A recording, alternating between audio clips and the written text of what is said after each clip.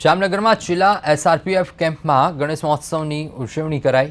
પર્યાવરણના સંરક્ષણ અને સંવર્ધનની થીમ સાથે ઉજવણી કરાઈ। જિલ્લા કેમ્પમાં પણ સભ્યોના સાથે અને સહકારથી ગણપતિ બાપ્પાનું સ્વાગત કરાયું હતું। ગણેશ મહોત્સવને લઈને રોજ અલગ અલગ કાર્યક્રમો યોજાય છે, ત્યારે શ્રીજીની મહાઆરતીમાં મોટી સંખ્યામાં સભ્યો તથા પરિજનો સહભાગી થતા હોય છે।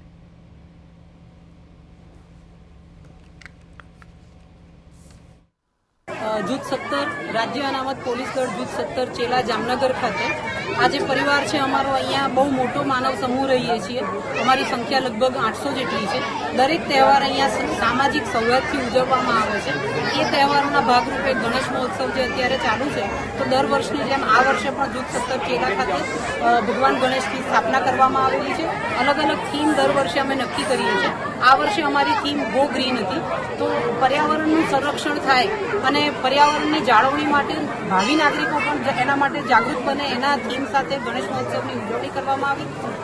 આ ઉજવણીની અંદર જૂથના જ પરિવારના અલગ અલગ સભ્યો સ્વેચ્છાએ જે ઈચ્છા રાખે છે કે આજે અમારે આરતી કરવી છે, એવી રીતે પરિવારને આરતીનો લાભો મળે છે। દરેક દિવસ અલગ અલગ થીમ પર આયોજન કરીએ છીએ। આજે પણ આ મહાઆરતી હતી અમારી, તો આજની આ મહાઆરતીમાં એનર્જી કન્ઝર્વેશન સાથે પર્યાવરણનું સંરક્ષણ, આ સમાજને સંદેશ આપી શકીએ। પરિવારના સભ્યો જે છે અમારા જૂથના, એ તમામ આમાં બહુ ખૂબ જ ઉત્સાહથી જોડાય છે।